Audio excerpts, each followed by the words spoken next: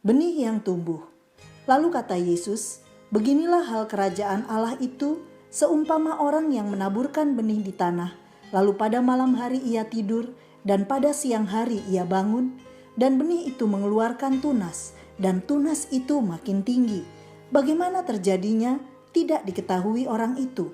Markus 4 ayat 26-27. Sahabat Iktus yang dikasihi Tuhan, setelah seorang percaya dan menerima Yesus sebagai Tuhan dan Juru Selamat pribadi, di dalam hatinya tumbuh kerinduan agar orang lain pun mengalami hal yang sama dengannya. Ia mulai menyaksikan tentang Yesus yang adalah Tuhan dan Juru Selamat dan bagaimana ia mengalami perubahan hidup karenanya. Namun sejauh mana kesaksian itu bekerja efektif di dalam diri orang yang mendengarnya?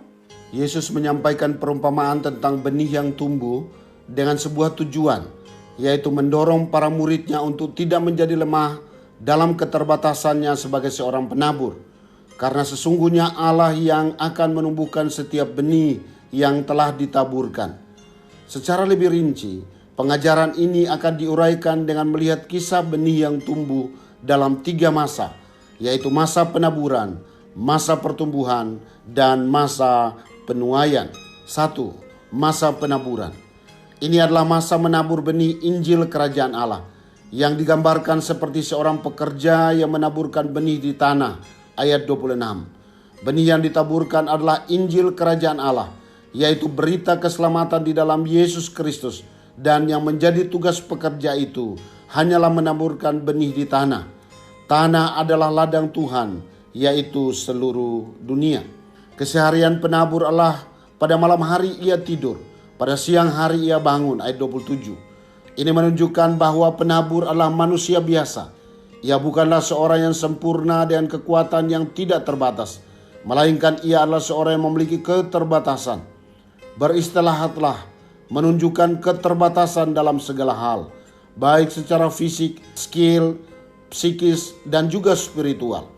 Namun demikian, hal ini tidak boleh menjadikan seorang penabur atau pekerja bermalas-malasan, tetapi justru menunjukkan kesungguhannya dalam mengerjakan tugasnya itu.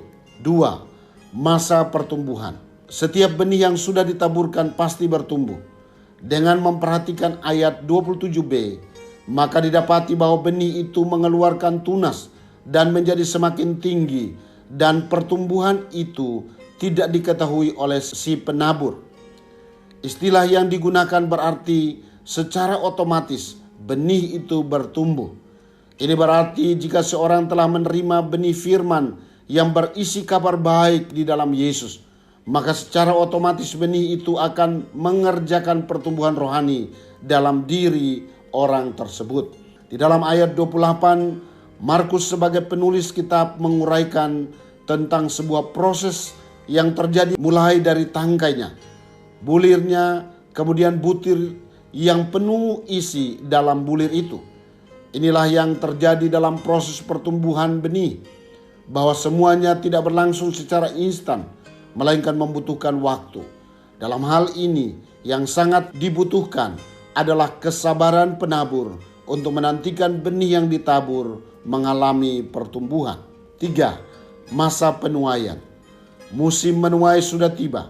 Sesungguhnya menjelaskan tentang waktu yang terbatas dari semua pekerjaan dilakukan oleh penabur. Masa itu akan tiba dan menjadi waktu yang ditunggu untuk menyaksikan hasil pekerjaannya. Jika melihat waktu yang terbatas, maka penabur akan terus menabur sehingga kelak dapat menikmati hasil panen yang maksimal. Selain itu, kesadaran tentang waktu juga membawa penabur mengerti bahwa benih itu pun bertumbuh dalam waktu yang terbatas. Semua pekerjaan yang telah dilakukan akan teruji pada masa penuaian. Masa penuaian menggambarkan hari penghakiman di mana semua pekerjaan atau pelayanan kita harus dipertanggungjawabkan di hadapan Tuhan. Hal yang terpenting adalah sukacita besar yang akan diterima oleh pekerja atau orang yang menabur pada masa penuaian. Inilah waktu untuk menerima upah dari hasil kerja keras dalam melayani Tuhan. Sahabat Iktus, penuaian ditentukan pada masa penaburan. Ini adalah hal prinsip yang perlu tertanam dalam diri si penabur untuk menaburkan benih yang benar dengan cara yang benar sehingga mendapatkan hasil maksimal. Jika memperhatikan tugas seorang petani, maka pekerjaan menabur bukanlah hal yang ringan, tetapi membutuhkan kesungguhan, ketelitian, dan kesetiaan. Saya bersyukur karena telah diselamatkan oleh Tuhan. Di dalam hati saya ada gairah yang kuat untuk bercerita kepada banyak orang tentang Yesus Kristus dan karya keselamatannya untuk saya. Saya yakin bahwa Injil yang saya sampaikan kepada setiap orang yang saya temui adalah kekuatan Allah yang mengerjakan keselamatan dalam diri mereka. Inilah benih yang akan bertumbuh dan dituai pada masa kedatangan Yesus. Sahabat Iktus yang dikasihi Tuhan, apakah saya telah menaburkan benih pemberitaan Injil? Saya adalah penabur yang terbatas. Lalu bagaimana benih pemberitaan Injil dapat bertumbuh dalam diri seseorang? Apa yang akan saya terima di masa penuaian kelak jika saya berfokus menaburkan benih Injil? Tuhan Yesus, hidup saya sangat terbatas. Saya harus menggunakan hidup saya dengan sesuatu yang bernilai kekal. Menabur benih Injil adalah bagian saya. Meski saya terbatas, namun saya percaya Tuhan mau memakai saya secara indah dan luar biasa.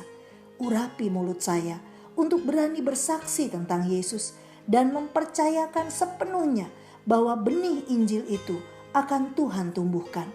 Hingga waktunya kelak akan tiba bahwa setiap lidah akan mengaku Yesuslah Tuhan dan segala lutut akan menyembahmu.